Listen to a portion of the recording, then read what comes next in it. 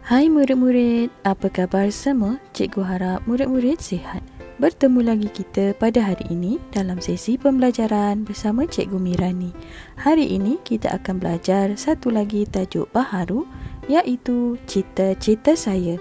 Buku teks Bahasa Melayu, muka surat 145.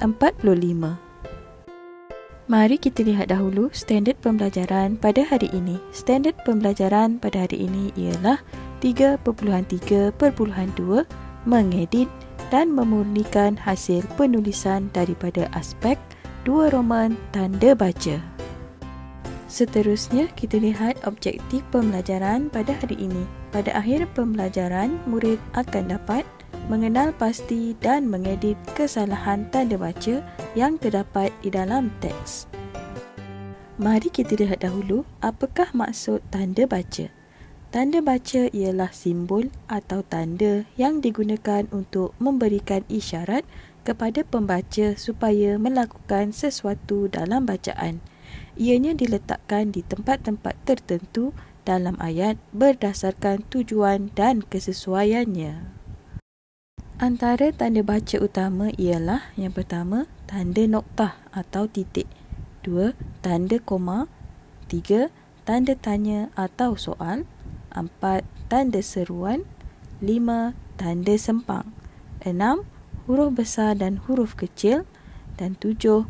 Pembuka dan penutup kata. Baiklah, sekarang murid diminta mendengar petikan yang dibaca oleh guru di dalam buku teks muka surat 145. Dengar dan fahamkan. Cita-cita saya. Cita-cita saya hendak menjadi peniaga yang berjaya. Saya akan menjual pelbagai jenis basikal, alat ganti basikal dan membaiki basikal yang rosak. Saya akan menjual basikal dengan harga yang murah.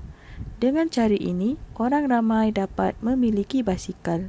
Mereka dapat bersenam, beriadah dan mengamalkan gaya hidup sihat. Kata ibu, saya mesti pandai jika mahu berjaya. Oleh itu, saya akan belajar dengan bersungguh-sungguh untuk mencapai cita-cita saya. Baik, sekarang murid-murid diminta melihat teks. Terdapat 7 kesalahan tanda baca yang telah cikgu tandakan di situ. Kita lihat yang pertama, basikal. Sepatutnya diletakkan tanda koma di situ. Kemudian yang kedua, mereka.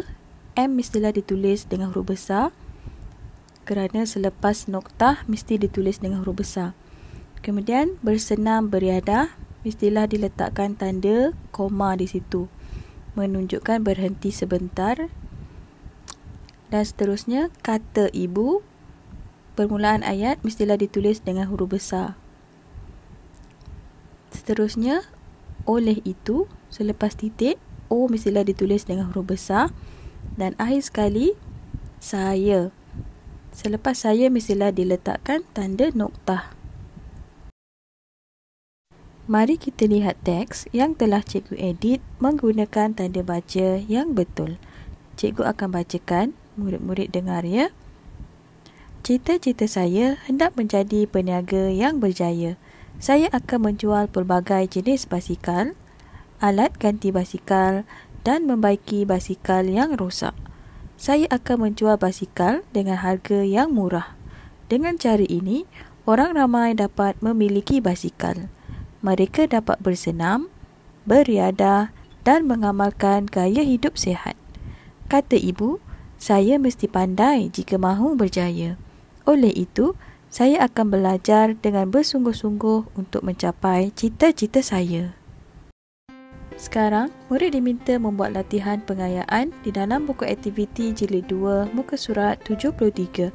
Murid diminta membaca, memahami dan mengedit kesalahan tanda baca yang terdapat di dalam petikan.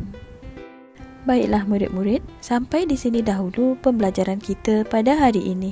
Cikgu harap murid-murid faham dengan apa yang cikgu sampaikan. Jangan lupa siapkan tugasan yang cikgu berikan.